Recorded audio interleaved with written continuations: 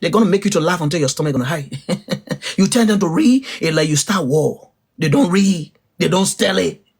So you tell them to read, it's like you bring in trouble for them. You tell the Liberian woman on the field, you tell the Liberian woman to read, it's like you starting trouble.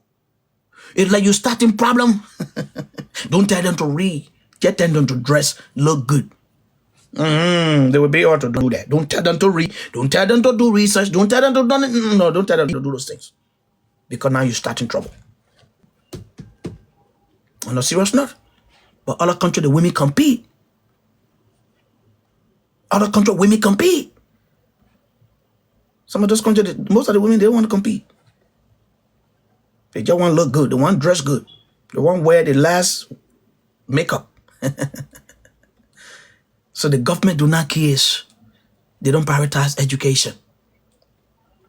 They don't prioritize the human capacity building. Because you see, that's why I say most of the time, politicians lie than any other thing. These people will say to their people that the leaders are the young people. But how can the young people become leaders when when the opportunity is not being set up for them? You go to some of these counties, like when you go to Liberia, I always cite the examples in Liberia because I came from Liberia. I'm a Liberian and a proud one. And I'm saying this to say that when you go to Liberia, when you go to some part of Maryland, you see children in school, you're going to see them sitting on the bare floor. You go to some part of Sino, you go to some part of River G, you go to some part of Bapuru County, you go to some part of Kakatown, some part of Nima County, some part of Grand Kima County, some part of Lofa, you're going to see young women, young men, there's no school for them. In the early age, they get married. In the young age, they become they become farmers.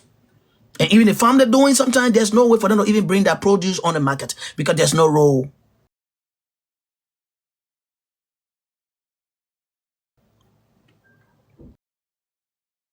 Some of those towns and villages, there's no role. Some of these people live in a town where they have never seen what they call electricity. Some of the people have reached the age 30, 25. They never see what they call electricity. In Liberia, they got people, they got citizens in that country, never see electricity. People gonna think that we're lying. But the truth, the reality is go there and go to some of those villages and some of those counties. You're gonna see people living in darkness. People sleeping in darkness. The government making millions for themselves. Government can spend billions of dollars, millions of dollars to buy a car, but that people sleep in darkness. The people go to the hospitals, no medication. When the poor people get sick, sometimes they tell them, say, no bed. When the government officials, they got specific bed that they keep for the government officials. When the government official gets sick, they got bed available for them to the hospitals. When the poor people get sick in countries like Liberia, they tell them, say, there's no bed, no hospital bed. All the beds are full. Sometimes they put some of them on the bed floor. Some of them lying down on the bed until they be on the life. Because the government do not prioritize the citizen. The government protect themselves. That's why when you go to Africa, you see more government have more security. They have more guns behind them. You know why? Because they prefer themselves more than their citizen. They prioritize themselves than their citizen.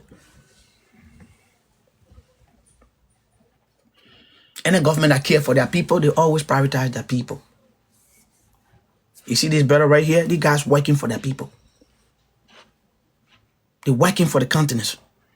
These guys don't have no time to come and sit with Donald Trump. They don't have no time. Captain Abraham Traore were invited by Donald Trump. They were invited.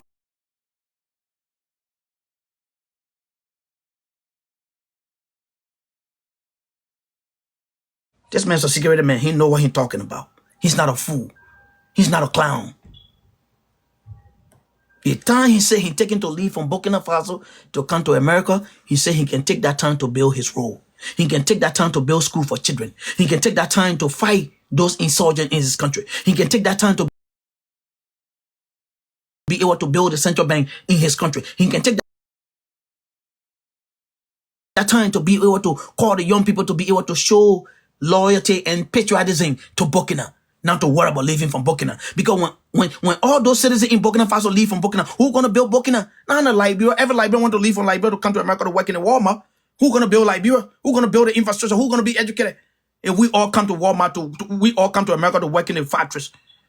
All of us want to get passport to leave for Liberia. Who's going to build Liberia? And that's why Liberia Section 1847 is not built, because we all want to come and sit in America like some slaves.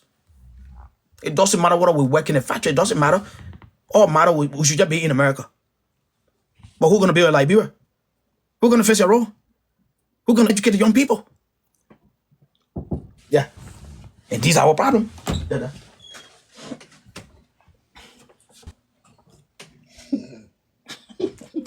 Oh, man. Okay. I got it. All right.